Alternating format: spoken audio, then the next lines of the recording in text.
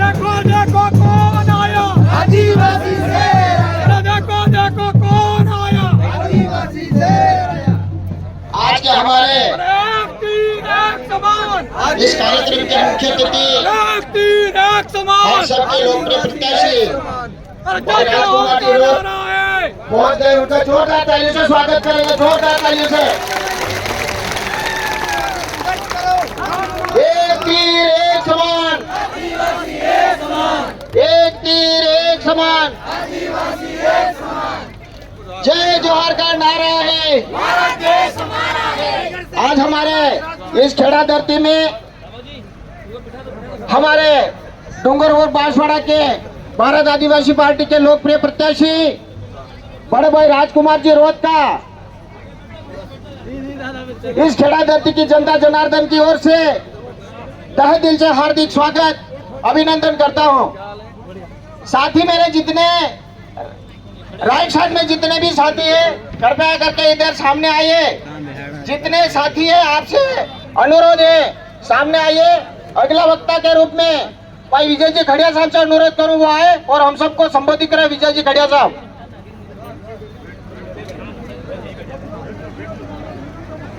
भारत माता की, भारत माता की। एक तीर एक कमान, हक मांग दे। आज इस छोटी सरवा के चुनावी सभा में उपस्थित हमारे लोकसभा, लेकिन कारण क्या रहे, हमारा क्षेत्र आज भी विकास के नाम पे बहुत पीछे है। और हम शिक्षा के क्षेत्र में बात करें तो हमारे स्कूलों में मास्टर पढ़ाते ही नहीं है, और हमारी स्कूलों में, सारी स्कूलों में लगभग 80% से ऊपर पोस्टें खाली है। ऐसी स्थिति में हमारा क्षेत्र बहुत पिछड़ा हुआ शिक्षा के जगत में है। साथियों, आदिवासियों के लिए जागने का अवसर है। आदिवासियों को जागना होगा और आदिवासी क्षेत्र में विकास के लिए हमें कई कठोर निर्णय लेने पड़ेंगे। मैं इस अवसर पर कहना चाहता हूं कि आज से कुछ साल पहले यहाँ मिशन 73 का भी हमने युवा साथियों ने मिलकर के एक बेड़ा उठाया था और कुशलगढ़ में अपार जन समर्थन मिला था। साथियों, अभी हमारा बीच में जो प्रत्याशी राजकुमार जी आए हैं राहुल गांधी के लिए, आप सभी उनको जिताना है। हमारा संविधान खतरे में है, हमारा देश खतरे में है।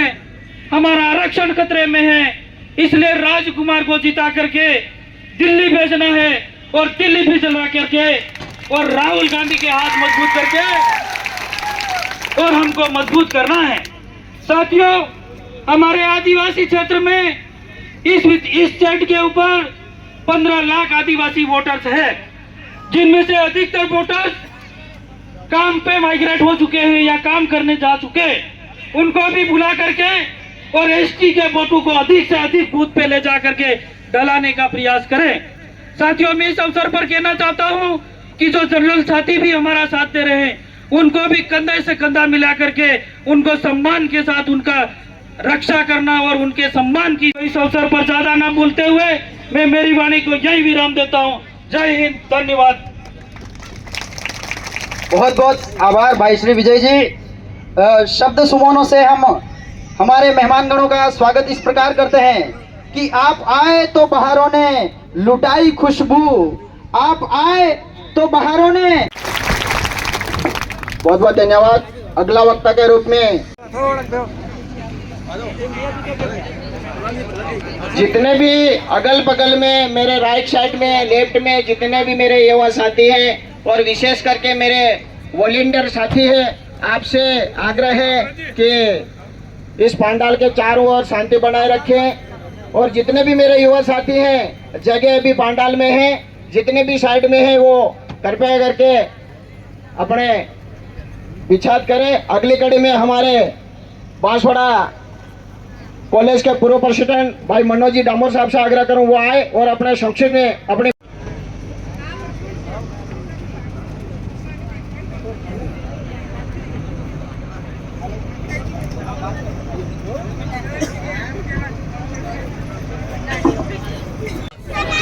धन्यवाद। अपने बीच में इस मंच पे महंगे मेहमान विराजमान आप और हमारे सबके लोकसभा प्रत्याशी भाई राजकुमार जी रोज साहब, आप और हमारे सबके लोकप्रिय विधायक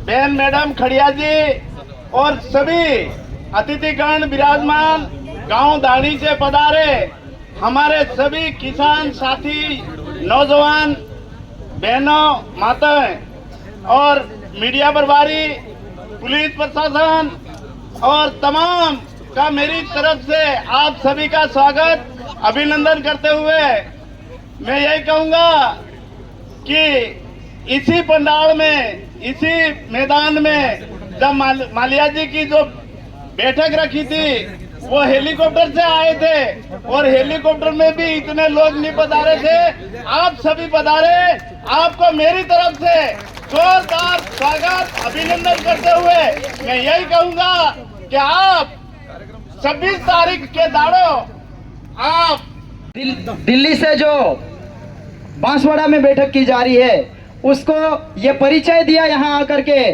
कि अब झूठे जुमलों में हमारे लोग नहीं आने वाले हैं और आप सबने इतना अच्छा अनुशासन बना के रखा, इसके लिए आप तमाम लोगों को बहुत बहुत आभार, धन्यवाद। सभी मेहमानगणों का आभार, धन्यवाद। अरे जय जोहर का नारा है, जय जोहर का नारा। और सांसद उम्मीदवार बनने के काबिल बने इन संविधान निर्माता और अंग्रेजों से और मुगलों से लड़ने वाले शहीद हुए इन महापुरुषों को नमन। लोकसभा चुनाव बांसवाड़ा डूंगरपुर के इस दौरान आज कुशलगढ़ विधानसभा के छोटी सरवा में आयोजित कार्यक्रम में हमारे यहाँ के स्थानीय विधायक महोदया रमीला जी खड़िया हुरतिंग जी, इनका एक नाम था एक समय। हुरतिंग जी ने काफी संघर्ष किया और उसी संघर्ष का परिणाम आज आप सबके सामने है। इसी कड़ी में हमारे बांसवाड़ा के उप जिला प्रमुख भाई विकास जी, यहाँ के विधायक प्रत्याशी रहे बीएपी से राजेंद्र जी अमलियार, सरपंच संघ अध्यक्ष, समस्त सरपंच संघ पंचायत समिति सदस्य, दोनों पार्टियों के पदाधिकारी, बीएपी, कांग्रेस, साथ ही हमारे छात्र विंग की बात करें, एनएसआई, एबीवीपी, बीपीवीएम, एबीपी का भी नाम लिया क्योंकि मैं आते एक आदमी मिला था कि मैं एबीपी से लेकिन आपके साथ आया हूं। सभी साथियों को तहे दिल से धन्यवाद। और इस पंडाल में विराजमान हमारे बड़े बुजुर्ग, माताएं, बहनें, युवा साथी, पत्रकार बंधु, पुलिस प्रशासन, आज ये जो पंडाल भरा हुआ है, उस पंडाल में जो बैठे हैं और पंडाल के तरफ जो चारों ओर खड़े हैं, वो जमीर जिंदा हुए जो लोग हैं, जिसके अंदर एक जुनून है, एक संकल्प है, एक आक्रोश है कि इस बार रगड़ा निकाल देना है, वो लोग बैठे हुए हैं आज यहां पर। मैं देख रहा था रास्ते में कुछ गाड़ियां जा रही थी उधर बांसवाड़ा की तरफ, आगे बहुत बड़ा झंडा लगा हुआ था, बेचारी महिलाएं बड़े बुजुर्गों को बिठाया था, उनके हाव भाव से, चेहरे से लग रहा था कि बेचारों को तुम्हारा इंदिरावास काट देंगे, बाथरूम काट देंगे, यूं डरा के ले जा रहे थे, ऐसा लग रहा था मुझे रास्ते में आ रहा था। तो उस जगह पे ले जा रहे हैं, वो व्यक्ति आ रहा है जो व्यक्ति आज देश के प्रधानमंत्री के पद पे बैठे हुए हैं। अगर एक प्रधानमंत्री लेवल का आदमी आता है, अगर वास्तविक लोकतांत्रिक व्यवस्था के तहत उन्होंने 10 साल राज किया होता तो आज बांसवाड़ा के अंदर उबाल आया होता, लोग इच्छा से जाते, लेकिन आज मजबूरी में जा रहे हैं। ये स्थिति बनी हुई है भाजपा की, 400 पार कर रहे हैं, लोग जाने के लिए तैयार नहीं है। पंडाल में, बांसवाड़ा में पंडाल बनाया, इस पंडाल में पहले उनके तय हुआ कि खुला पंडाल बनाएंगे, नीचे बिछात बनाएंगे। फिर मालवीय जी ने कहा कि लोग पता नहीं कैसे हो पाएगा, आधा पंडाल खाली रह जाएगा, कैसे करें? तो कुर्सियां लगा देते पूरे पंडाल में ताकि पूरा पंडाल भरा हुआ दिखेगा। आज आप खुद विचार करो, अपन अब यहां नीचे बैठे हैं, अगर इस जगह कुर्सी लगाते तो कुर्सी कहां जाती? ठेठ वो लास्ट दीवार लग रही है कि वहां तक जाती, और तो भी अपन इतने सारे कुर्सियों पे नहीं आ पाते, और कह रहे 400 पार। हालत खराब हो चुकी है। वर्तमान में यहां पर जो लड़ाई है हमारी, बीएपी से मुझे प्रत्याशी बनाया और हमारे कांग्रेस के वरिष्ठ लोगों ने, कांग्रेस हाईकमान ने, सबने मिलकर इंडिया गठबंधन के तहत मुझे प्रत्याशी बनाया। और मुझे खुशी है इस बात की कि समस्त पार्टियों के पदाधिकारी लोकतंत्र को बचाने के लिए, देश में जो तानाशाही हो रही है, देश में जो संविधान बदलने की बात कर रहे हैं, इन सारी मुहिमों के खिलाफ, ये जो सारे हथकंडे अपनाए जा रहे हैं, उनके खिलाफ आप सब एकत्रित हुए, एकजुट हुए। ये लोकतंत्र की वास्तविक पहचान है और यही ताकत है।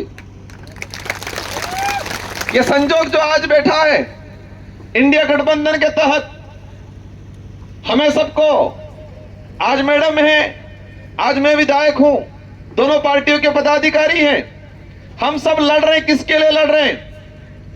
हम सब अपने संगठन, और संगठन के लिए इसलिए लड़ रहे हैं कि देश में लोकतंत्र है, इसलिए संगठन बने हैं। बाकी लोकतंत्र नहीं होता तो संगठन नहीं बनते। देश में संविधान लागू नहीं होता और संविधान के तहत चुनावी व्यवस्था नहीं होती, लोकतांत्रिक व्यवस्था नहीं होती, तो देश में कोई पार्टियां नहीं बनी होती। पार्टियां इसलिए बनी है कि संविधान है, लोकतांत्रिक व्यवस्था है, इसलिए अनेक पार्टियां बनी है और हम सभी पार्टियों में हैं। लेकिन भाजपा जिस तरह से उस लोकतांत्रिक व्यवस्था को खत्म करना चाह रहा है, भाजपा जिस तरह से संविधान को खत्म करने की बात कर रहा है, अगर संविधान खत्म होता है, लोकतांत्रिक व्यवस्था खत्म होती है, तो हमारे पार्टियों में रहने से या पार्टियों में अलग अलग रह के लड़ने से कोई मतलब नहीं है, क्योंकि संविधान खत्म हो जाता है तो लोकतांत्रिक व्यवस्था खत्म होती है। आपको सुन के आश्चर्यचकित होगा, भाजपा के 3 से 4 सांसदों ने कहा कि 400 पार इसलिए चाहिए ताकि हम संविधान बदल सके, और यही बात मालवीय जी के मुंह से भी सुनी थी मैंने। बीच में एक वीडियो आया, मैं सोशल मीडिया के जो लड़के हैं उनको मैं सलाम करता हूं कि आप इतने कमाल हो कि पुराने पुराने इतने खतरनाक चीजें निकाल के देते हो। एक वीडियो आया था मालवीय जी का, और इस वीडियो में मालवीय जी कह रहे थे अगर देश में भाजपा आ जाती है, तब कांग्रेस में थे, तब भाजपा आ गई तो 10 साल तक चुनाव नहीं होने देंगे, इसलिए अपन को भाजपा को हराना है। कितना मालवीय जी ने खुद ने कहा कि भाजपा अगर आती है तो संविधान बदल देगी और 10 साल तक चुनाव नहीं होगी, 10 साल तक चुनाव नहीं होगा, ऐसी व्यवस्था भाजपा ला देगी। ये मालवीय जी के खुद के वर्ड हैं। अटलेस बागीदरा वाला कहीं एक दिन बागीदरा बड़े बुजुर्ग आदमी थे, उनसे विचारे मालवीय जी के जुमूस करूंगा, એટલે મોય વિચાર કરી કે मैंने कहा काका नजू लगन हमस में नहीं अब जू मैंने फिर पूछा, मैंने कहा काका अब तो थोड़ा समझो, थोड़ा विचार करो, आवत बदलू पड़ेगा थोड़ो। तो काके के जो ना ना मालवीय के जू तो मुस करूंगा।